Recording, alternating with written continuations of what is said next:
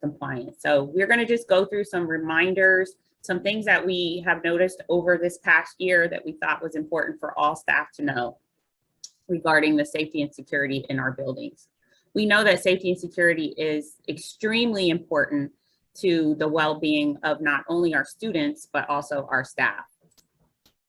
So the first thing we would like to bring to your attention for the upcoming school year is the importance of wearing an ID badge.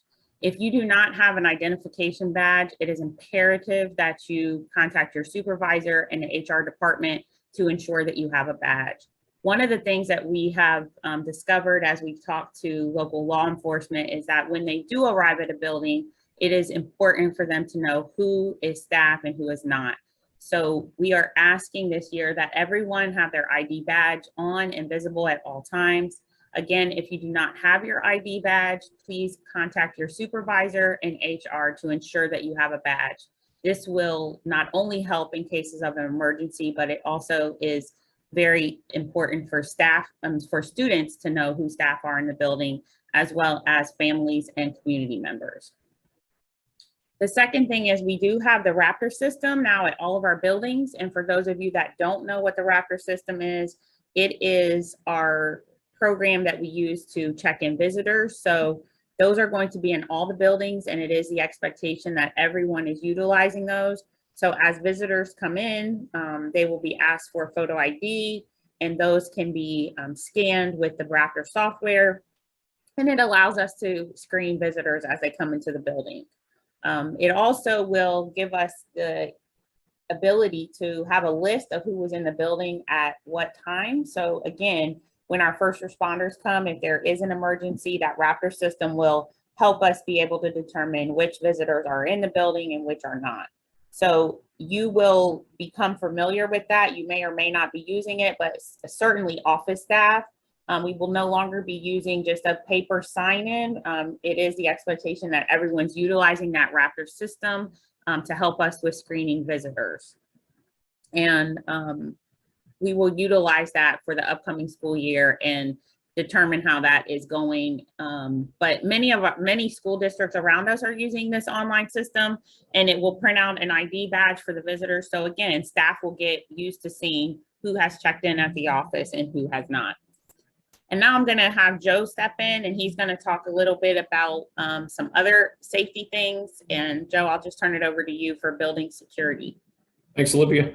One of the things that we noticed during the year was mechanical issues. So one type of thing, and it kind of goes hand in hand with how we handle ID badges and stuff, is that a lot of our failures come to human error. And what we found over the short spring semester is that on some site visits, we were finding that exterior doors being propped open. This is a situation that, we cannot have it in the district. Most recently, if we go to the Texas situation that unfolded in late spring, it was an open door, a prop door that let the intruder into the building. So it's simple things like that we want to make sure that everybody's aware of the importance of why we have to have a really tight exterior of this building. So, if you see a door that's being propped by somebody, I really encourage you to be assertive and to remove the prop, secure the door, talk to the teacher, remind that person who have propped it why we need this security, this level of security. Another situation that comes up sometimes, you're going into a building and there's somebody behind you. If you don't know that person, directly know that person, don't allow them in when you open the door. Let them go through the process of buzzing into the building, being scanned by the OSS or security, and then they would be directed towards the Raptor system, where they would be identified in a proper manner, and we can again safeguard the building. The interior doors, same type of situation. If you see something that's broken, we want you to report that. If any equipment is not functioning in the proper way, we want you to report it directly to the main office or security staff or the custodial staff. When when we have people that are in the building that are going through our doors and we don't know who they are, they're not identified. If nobody has a tag on them, an ID tag, you know, a simple deterrent to keep people out of our building is simply speaking to them, just a courteous hello, or can I help you?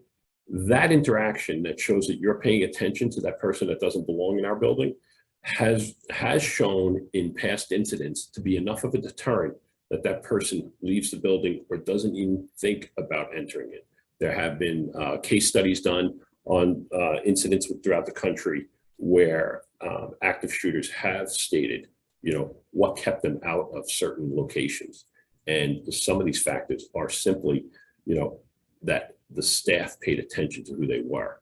And that was enough of a deterrent to have them move off site. So it's simple things like that.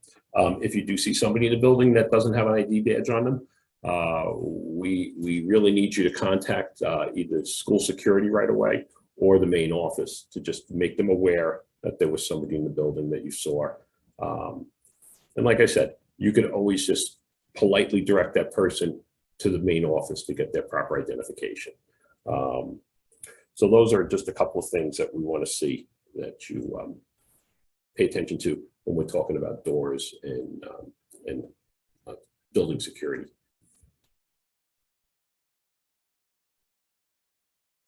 Another thing I'd like to just add is many of you have keys for your classroom, some of you do not, but it really is important that you have those conversations with your building administrator to get a key in case in the event that you do need to lock down your door or unlock your door. So again, if you do not have a key for your classroom that you're going to be in, it is imperative that you have those conversations with your building administrator to determine who is going to have the ability to open and lock the doors that you're working in. Next, we're going to move on to staff training and drills. Yeah, so I think everybody realizes that through the state of Connecticut, every building is mandated by state law to participate in 10 drills throughout the course of the year. You know, the schools, what the past practice has been, and it works pretty well, is that working hand in hand with the custodial staff, the drills are recorded and that information is passed on to central office where it will end up in the hands of the state of Connecticut, and they review our drills and what we're drilling and how often. So like I said, the mandatory number is 10. A lot of the schools in the district last year were really good with it. They were up over 12, 13 drills, which is really helpful. Way back in the day, it used to be, you know, fire drills, and that was the end of it. Today, that is not the case at all. We really need you to be varied with your drills. We need you to do your evacuation drills. We need lockdown drills. We need shelter in place. And of course, we do need the fire alarm drills. So what I encourage is that you are flexible when you're drilling, that you throw different problems in. You can go into a shelter in place, and then because of something that you and your staff have devised reaches a level 2, a lockdown situation, and to see how everybody reacts to that change. So, you know, think outside the box when you're doing your drilling, put different scenarios in. We had some drills that were done, fire drills that were done where, you know, all of a sudden information was passed on to the staff that a particular hallway was not accessible. So how would you change your kids' routes? You want to have things like that in place. Just be flexible. Everyone in the building needs to participate in the drills. So whether it be custodial staff, security, the Chartwells folks down in the cafeteria, everybody in the building has to participate in the drills. What I recommend is that we do a debrief after drilling, that staff and security get together and go over the pros and cons of what happened and what you'd look for in your next drill. You know, and is everybody living up to their responsibilities? So drills are part of our life. We have to get used to them. We have to be prepared for the unexpected, which leads to an issue that came up last year in the district about announcing drills. I recommend that the majority of our drills are not announced. that they go off as a surprise drill. We will get our best learning and our best teaching out of that drill that's unannounced. I'm not saying every drill has to be unannounced, but you want to have the majority of your drills unannounced. You could always explain to your parents and students with a letter home that explains what went on during the day and how that drill was covered and what the goals of it were. I think most people realize that we have to take these drills very serious, but they can't be staged in advance. We need people to react on the spot. So I encourage that we go ahead with the unannounced drills as much as possible. The other element to all this is conversation with your students. I would definitely try to have that conversation as to why we're drilling and why we're drilling in so many different fashions, and what the goals of those drills are, and what we expect our kids to do. So with that in mind, it leads also to our next topic, which is how our annual all hazard safety plan, which is also mandated by the state. Last year, the district got off to a pretty good start, compiling the all hazards plans, getting the information out to the individual schools. This year, it's going to be mandated that we're going to need the information in by mid to late September by all the schools, and it will be an update of the annual all hazards. This is a really good time for the schools to assess what personnel skills are brought to the table. Who in the building is an EMT, who's CPR certified, who has first aid certification, who might have military experience, things of that nature, past law enforcement experience, anything that can aid in a crisis situation. The review of the all hazards plan really gives us a chance to learn what staff skills are coming to the table and how we can prepare for that. So we'll get into more of that individually during the course of the year. And my office will definitely be available for any assistance on the all hazards plan and getting that off the ground. But just keep in mind that we have to start thinking that has to be prepared and ready to go by the mid to late September. All right. I'm just going to reiterate one of the things that you just discussed, Joe, and that's the simple phrase of see something, say something. What we have found in a lot of situations that have been, drills and other things have been lockdowns or evacuations, is that it's really important that if you see something, you say something. Most of the time we get our gut instinct and we feel like something may not be right. And it's always better to, let administration know, let our safety and security team know in the building if you see something that just doesn't sit right with you. Also, another thing that you said, Joe, earlier that I think is important for all of our staff to know is that, if you see someone in the building, let's say that doesn't have a visitor's badge, or you see someone that's coming up to the building, just having a staff member acknowledge them and say, hello, can I help you? Can I help you get to the main office? Are you here to meet with someone? Just having eyes on somebody and letting that person know that you see them and acknowledging them and knowing that they're not just roaming the campus of the building and nobody's paying attention to them can be a deterrent to having an intruder in the building. So again, if you see someone without a badge and you are staff, it's acceptable to say, hello, good morning, good afternoon, how are you? Can I help you with something? Are you looking for the main office? Can we help you, get to where you're going? Versus if they do have a visitor's badge, you'll know that they at least have gone through the office. So again, don't hesitate when you have that gut instinct that, you need to report something to an administrator or let safety and security know so they can follow up. Because we all are part of the safety and security of the building. It doesn't just sit with the principal. It doesn't just sit with the custodian or a safety and security worker. It sits with all of us. So we need to use all of our eyes and ears and instincts when we see something. We should always say something. No, it's a great point, Olivia. It is our building. We are part of the solution. Our staff, the studies have shown, that courteous contact is enough to throw somebody off, and it acts as a deterrent, which keeps our building safer.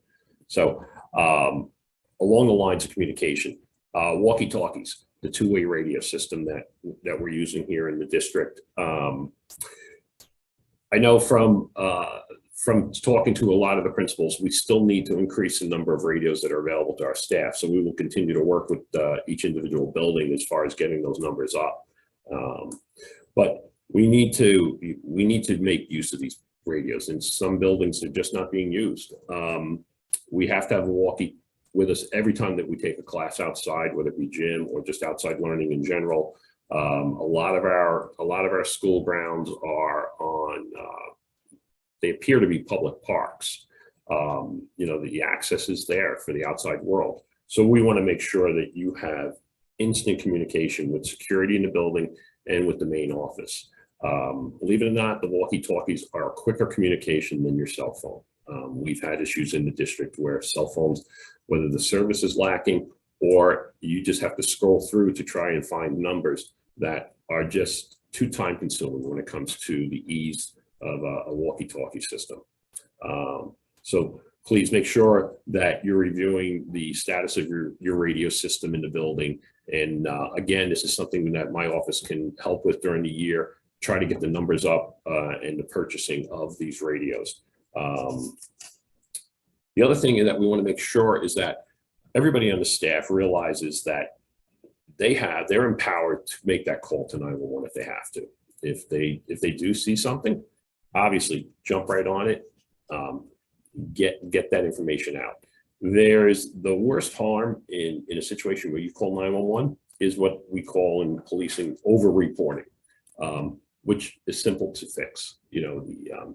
If you get new information that you can call off the 911 call, you can do so. But I want everybody to be aware that they do have the power, they do have the responsibility to make that 911 call based on the information that they have at hand. So permission to call 911 is not needed. The next thing we're going to talk about is your individual classrooms and how your room should be set up, and thinking about escape routes should a situation arise where you have to move your students out. So the way I look at the room, your classroom, is that your doors, your windows, you should be in what's called a locked and loaded position. Most of our classroom doors, if not all of them, the door lock can be preset. Again, the issue of a key should be on your body, whether you're wearing your ID card on a lanyard. You can also put your key on there if you need it. But most doors, if not everyone, has the capability to be locked. You can have your classroom door propped open. There's nothing wrong with that. If an emergency is called in the building, you can simply remove the chuck from the door, close the already pre-locked door, put your window slide over the glass slide. Most of the district is pretty good at improvising on how to make those slides. One thing I do want you to look at is the condition of your window blinds, because if you do have exterior windows, I want those blinds closed. But if your equipment's not working, we need to know about it. So if you do have building deficiencies such as blinds and such, make sure the custodial staff is aware of that. Get those things all in order. So if your windows and your blinds are down, we want your lights going off, phones on vibrate, cell phones on vibrate. Obviously, you want to communicate with your kids through drilling that they need to be quiet during these situations. The silence is real important. So you want to really talk to your kids about their conduct and what's expected during these situations. You also want to practice your evacuation route. If an emergency is called and you do have an opportunity to get out of that building, where would you go? So this is conversations that through drilling and through conversations with your kids that the route should be known, it should be walked, it should be practiced. Just getting back to your room itself, every room, every classroom is different. Every classroom has its strengths and its weaknesses. So you got to look at your individual room and see how you'd be ready in case of an emergency. You want to make sure that your to-go bag is there. And the to-go bag is just simply, it could be used in a simple fire drill, or it could be used in a more serious emergency. But you want to have your classroom roster, your phone list, you know, paper, pens, stuff that you would need to take account of your children and what's going on. The room itself, I'll give you an example. I was over at one of the schools over at Rogers School this past summer, talking to a teacher in their classroom. Situation is such that they didn't have an exterior door out of the building, and there was no pop-out window. So how do you get out of that classroom with the stuff that was in the classroom?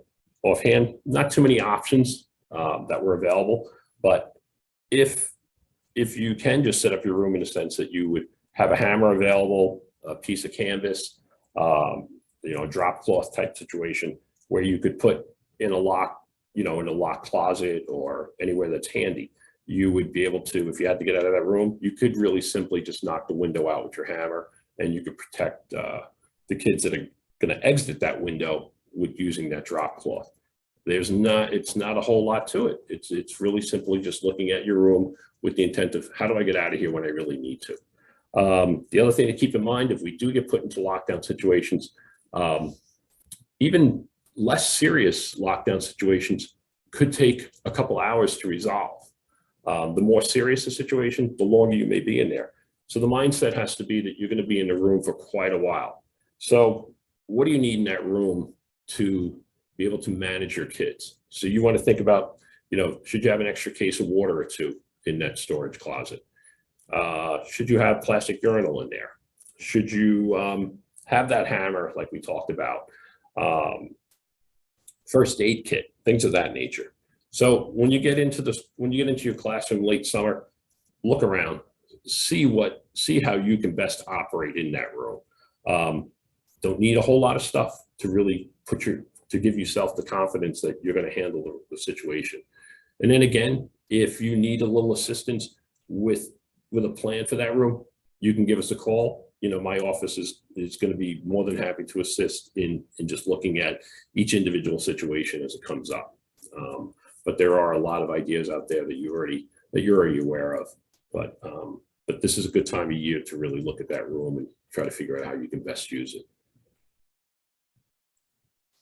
All right, thanks, Joe, for all of that. And again, the purpose of this video was just so that we could share with all staff some of the things that are universal across our buildings regarding safety and security. Again, we are happy to have Joe Kennedy on our team now to assist us with continued improvement of our safety and security practices and procedures. So we wish everyone a successful 22-23 school year, and thanks for participating in our webinar.